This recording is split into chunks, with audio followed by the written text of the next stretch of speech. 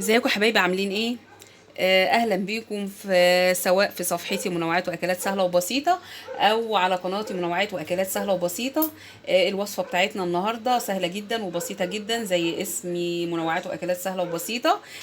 هنعمل البفتيك بطريقه سهله جدا وبسيطه جدا ويبقى دايب عندكم كده. بصوا ما شاء الله عامل ازاي، حاجه كده اللهم بارك يعني، حاجه جميله قوي.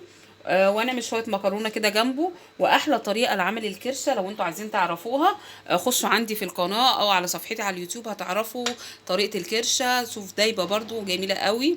ازاي تعرفوا تنضفوها وازاي تعرفوا تعملوها، حاجه كده اللهم بارك يعني ما شاء الله. والمكرونه برضو اللي بطماطم تعرفوا تعملوها تبقى خفيفه كده وحلوه قوي.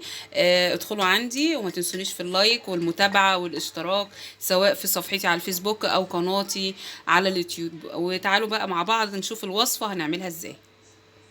السلام عليكم ورحمة الله وبركاته. ازيكم حبايبي عاملين ايه؟ رجعت لكم بقى بوصفة سهلة وبسيطة زي صفحتي او قناتي على اليوتيوب وصفحتي على الفيسبوك منوعات واكلات سهلة وبسيطة. طبعا كلنا ستات بيوت شاطرين وممتازين، بس حبيت اشارك معاكم الوصفة بتاعتي. يمكن اي حركة او تركاية كده بسيطة انتوا ممكن تعرفوها. هنعمل ايه النهاردة؟ هنعمل ايه البفتيك. جبنا اللحمة اللي عندنا، وده انا متبلاه من بالليل، يعني سبته يوم في التلاجة كده بالتتبيلة اللي هي بصل وفلفل اسود وملح وكمون وكزبرة، يعني كل التوابل اللي عندك. وتدقيه كده بالمدق شوية بالشاكوش اللي هو بتاع اللحمة، علشان الأنسجة بتاعت اللحمة عندك ايه، تدوب كده شوية، تدبل علشان يستوي منك بسرعة. وعندنا هنا بيضتين انا برضو متبلاهم بفلفل اسود، شوية فلفل اسود، وحاطة التوابل شوية شطة وشوية كزبرة وشوية كمون برضو. وعندنا هنا البقسماط المصحون اللي هنعمل ايه، المصحون اللي هنعمل فيه البفتيك بتاعنا. هنعمل ايه بقى دلوقتي؟ اللي كده بالبصل هنشيله. طبعا كلنا ستات بيوت شاطرين وممتازين، بس انا بقول ايه، نشارك الوصفة بتاعتنا معاكم. يا ريت فضلا منكم وليس امرا، يا ريت اشتراك ولايك علشان اكبر بيكم معاكم ان شاء الله، ومشاركة على قد ما تقدروا علشان الكل يعني يشوفني ان شاء الله. الايه الوصفة تكون سهلة وبسيطة. هتقولوا حتة البفتيك كبيرة ليه كده؟ على فكرة هي بتكش، بفتيك اللحمة غير الفراخ يعني بيكش. يا دوبك هتحطيه في البيض وتحطيه في الايه، في البقسماط اللي عندك، والزيت هنا سخن علي عليه، وهننزل بالايه،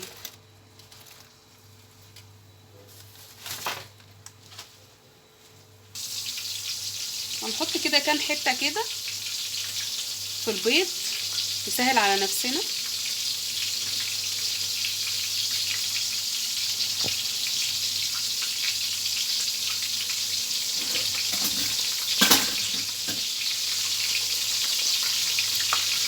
ادخلوا عندي سواء على صفحتي على الفيسبوك منوعات واكلات سهله وبسيطه، او على اليوتيوب قناه منوعات واكلات سهله وبسيطه، هتلاقوا وصفات حلوه قوي هتعجبكم. يا ريت ما تبخلوش عليا يا جماعه في الاشتراك سواء في اليوتيوب او المتابعه في الايه، في الفيسبوك، فضلا منكم وليس امرا. بايدي البسي جلافز براحتك، وننزل في الزيت اللي عندنا.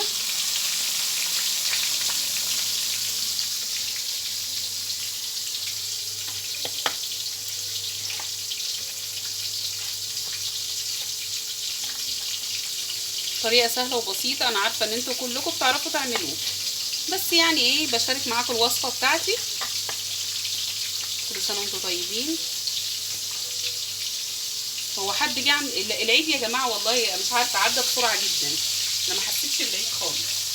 ممكن احنا بقى عشان كبرنا خلاص ما بقيناش بنحس بالعيد، زمان كنا بنحس بيه دلوقتي خلاص.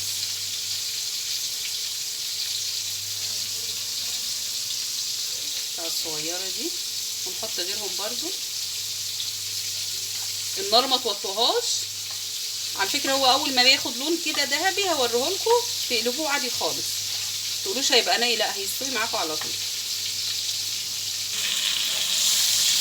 بس يا حبايبي اهو اللون كده، اول ما تحطيه بصي اول ما يحمر منك كده يبقى ذهبي طلعيه. هوريهولكم دلوقتي هيبقى مستوي زي العسل، مش هيبقى فيه اي حاجه. وطبعا يا ريت لما تعمليه بالبقسماط تحطيه في الفريزر حوالي 10 دقايق عشان البقسماط يمسك فيه ما ينزلش معاكي في الزيت. وكده يا حبايب قلبي خلاص خلصنا الغدا بتاعنا.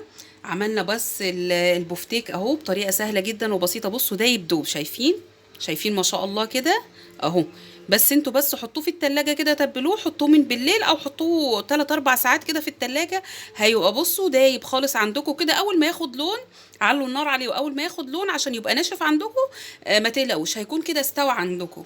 يعني طريقه سهله جدا وبسيطه قوي. طبعا كلنا الستات بيوت شاطرين وممتازين انا دايما بقول.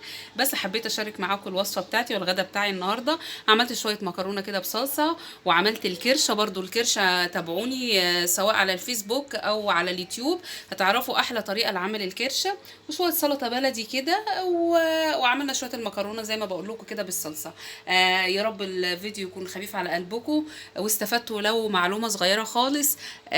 على صفحتي منوعات واكلات سهله وبسيطه، او على قناتي منوعات واكلات سهله وبسيطه. والسلام عليكم ورحمه الله وبركاته.